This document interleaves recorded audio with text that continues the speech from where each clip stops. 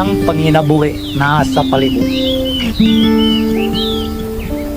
Akong kauban, akong pamilya, sa pag-atubang nining kinabuhi.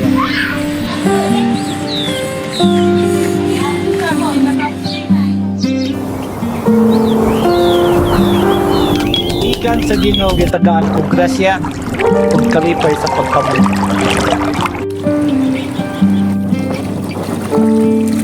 Ini ang kinabuhi sa tao. Ito ang laging lingan. Tahanan na may 26,360 katao. Kilala bilang the Gateway of Northern Mindanao. Namumuhay na mapayapa at may kanya-kanyang pangarap sa buhay. Sa gitna ng kahirapan, patuloy na umunlad. Ngunit kahit sa mapayapang lugar na ito, may mga laginlingan ng sumusuong pa rin sa iba't ibang karera sa buhay at nagpapamalas ng katatagan at kabutihan. Lahat ng ito ay para makamit lang ang kanilang mga pangarap. Dito sa Zone 3 Maswagon Langilingan, tumayo ang aming team upang makausap namin ang isa sa taong may mataas na pangarap sa buhay.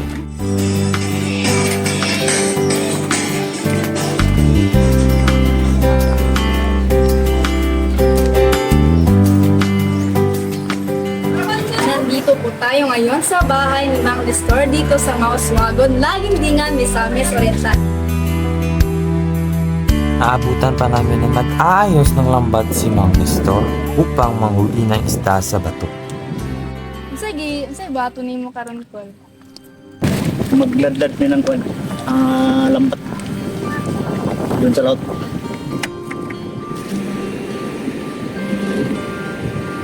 Pangingisda ang isa sa hanapbuhay ni Mang Nestor. Sa mayaman na karagatan ng Langilingan, isa si Mang Nestor sa maraming mangingisda na nabubuhay sa pamamagitan ng pangingisda.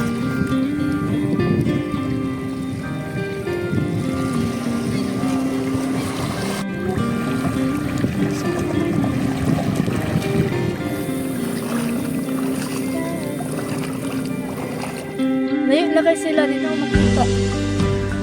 Andito po tayo ngayon kung saan silang Mang Nestor ay nangisda. At sa oras na ito ay pabalik na silang Mang Nestor. Pagkatapos makadaong ni Mang Nestor kasama ang kanyang anak, Alam mo ka oras ng bukod ko sa kwan. One hour siguro ayaw pa na lang. ay nakaya pa namin siyang ma-interview tungkol sa kanyang personal na buhay bilang mangingisda. Sa papangisda, mo naman ginaya akong katuwang sa akong kabuhi ng kalibutan na bitaw no. Okay. Wala ang panagat. Ang wala because trabaho. Kung man lagi sa anak kay mura ginaya akong pangandoy isip nga ginikanan. Mo ginalantaw na to nga di sa pag sa kalisod baliwala lang na nimo basta ngalanan gid pag about sa edukasyon dito sa mga anak labi na gid maka-graduate murag proud ni kay ko nga at least ang among mga pangandoy wala bitaw masayang. Payo rin ni Mang Nestor, di lang sipag ang kailangan sa hanap buhay, pati din ang disiplina sa sarili.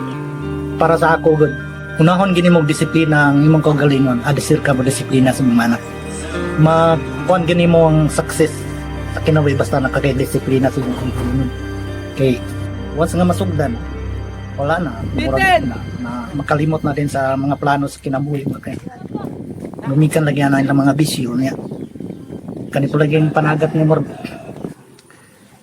Usay mo, street na siya, 3 days, 2 days, paspas nagkuha.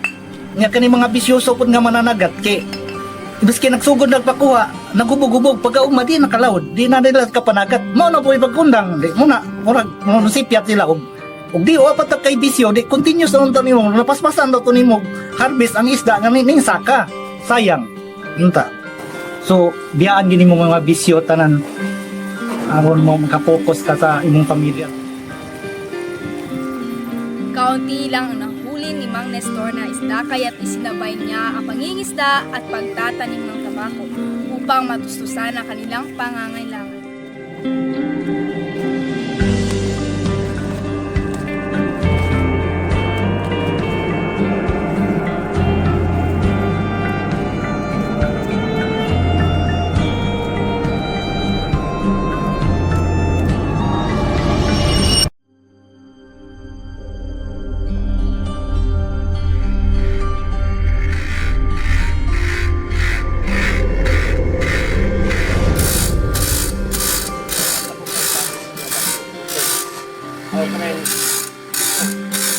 Sa pagsapit ng Sabado, ba't ibang tao ang pumupunta sa palengke dito sa Zone 2 Poblacion Lagundingan?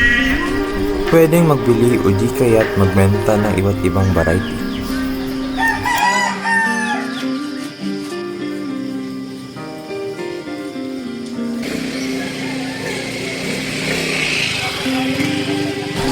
Maaga pa lang ay nagdadagsaan ng mga tao.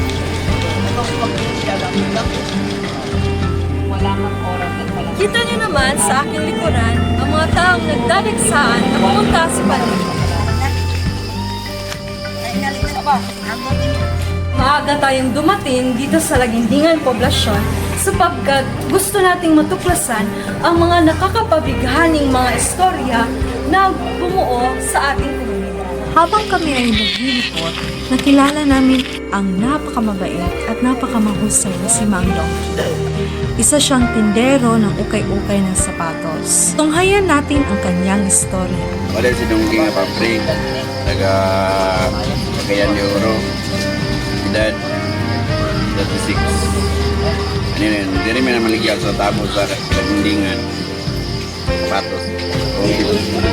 Mga ragit, pinanglan sa Adilawad daw. Lamang may napon ni anak, akong eskwela, dyan rin nagyap na kuha. Sa mga ligya, eskwela, yung sa grade 12 ay grade 11, yung sa grade 1.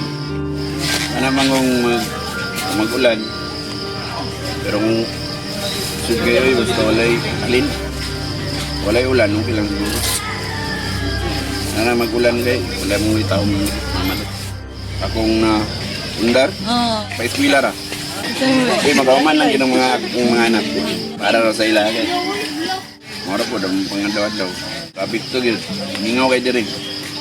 Mas bibo mo dito sa bus. Tama na ta. Sa likod ng bawat pares ng sapatos na binibenta sa palengke, may kwento ng pagsusumikap at pangarap para sa magandang kinabukasan ng kanilang mga anak.